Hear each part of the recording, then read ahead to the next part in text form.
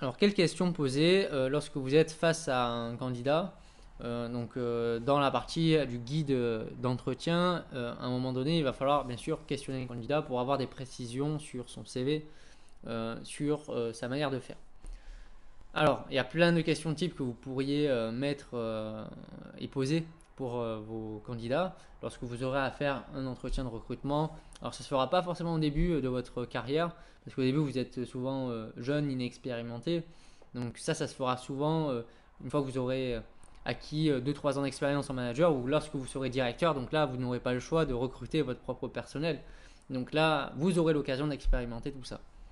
Donc là, par exemple, le type de questions que vous pouvez poser, dans quel rayon est-ce que vous avez effectué vos différentes expériences. Ça peut être comment est-ce que vous managez une équipe, comment est-ce que vous gérez vos stocks. Donc là, on va avoir des précisions sur techniquement comment est-ce que vous réalisez ces différentes tâches. Ça permet justement à travers ces questions de le mettre justement en situation.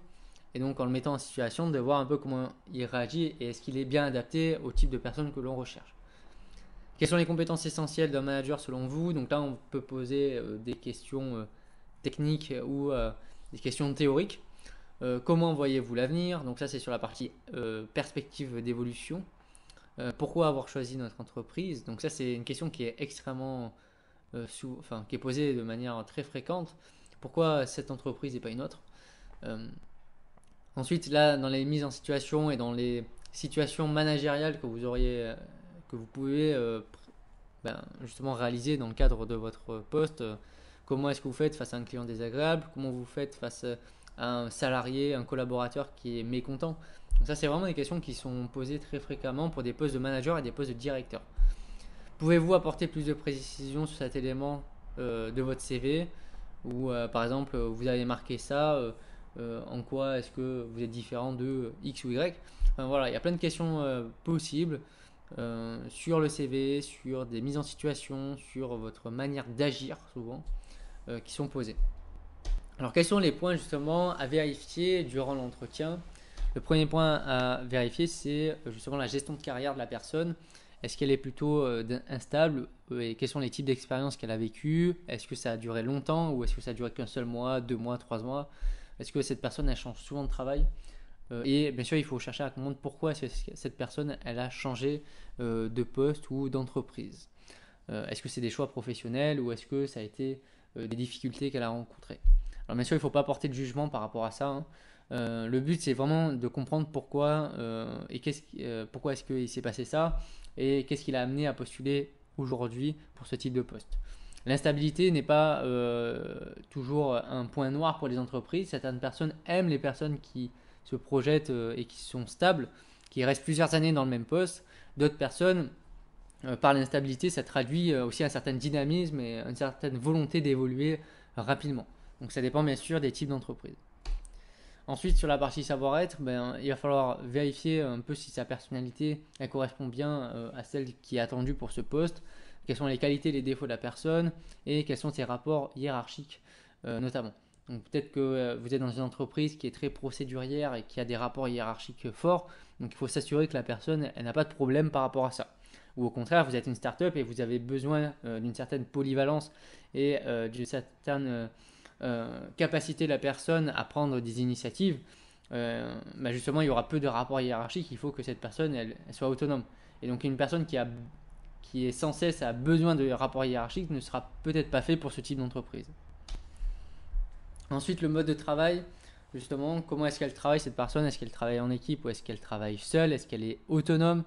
Comment est-ce qu'elle manage son équipe actuellement ou comment est-ce qu'elle est managée actuellement? Donc ça, c'est des points à éclaircir. Ça peut être aussi les motivations du candidat, qu'est-ce qui l'a amené justement à choisir cette entreprise et à postuler à ce poste. Est-ce que c'est le salaire? Globalement, qu'est-ce qui attire cette personne vers l'entreprise actuelle ou vers le poste et les responsabilités qui lui seront confiées. Et ensuite, vous pouvez aussi vérifier durant l'entretien toute la partie ambition de la personne, c'est-à-dire quelles sont ses perspectives d'évolution. C'est important à voir, notamment pour construire un plan de carrière par la suite et pour voir si cette personne-là, elle va être bonne surtout à occuper le poste pendant quelques temps ou si on va pouvoir construire quelque chose de concret et de long avec la personne. Pour choisir le bon candidat, on peut faire aussi un tableau. Donc, alors bien sûr, la personne, vous allez la questionner et c'est un peu comme tous les CV que vous allez recevoir, il va falloir avoir un regard assez objectif sur les personnes. Et donc, il y a plein de personnes qui vont passer devant vous et le but, c'est de pouvoir les différencier les unes par rapport aux autres. Et pour faire ça, c'est très simple, il suffit juste de faire un tableau. Un tableau de choix, donc quand vous ne savez pas quoi faire, il faut faire un tableau. Donc là, vous allez mettre les différents candidats que vous avez eu en entretien physique.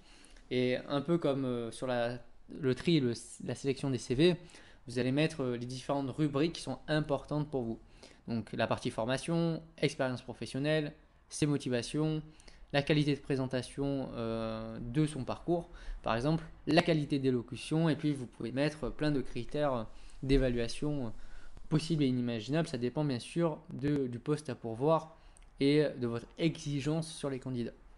Et donc là, vous allez remplir bien sûr ces cases-là en fonction des candidats que vous avez auditionnés auparavant.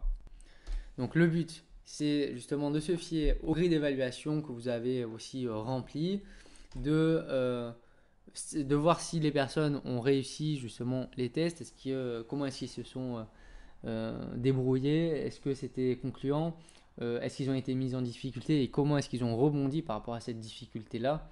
Donc là, c'est vraiment une analyse à la fois verbale de la personne et non verbale, c'est-à-dire est-ce qu'elle a eu certains gestes à un moment donné qui traduiraient par exemple d'un manque de confiance en soi ou des choses comme ça.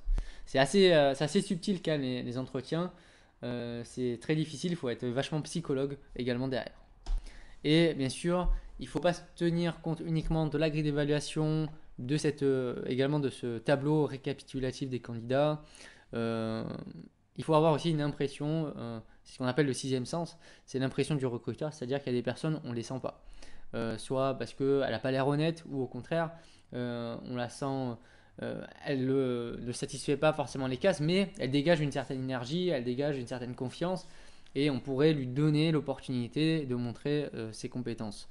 Donc il ne faut jamais rester focalisé sur une note, mais vraiment sur une impression globale de la personne.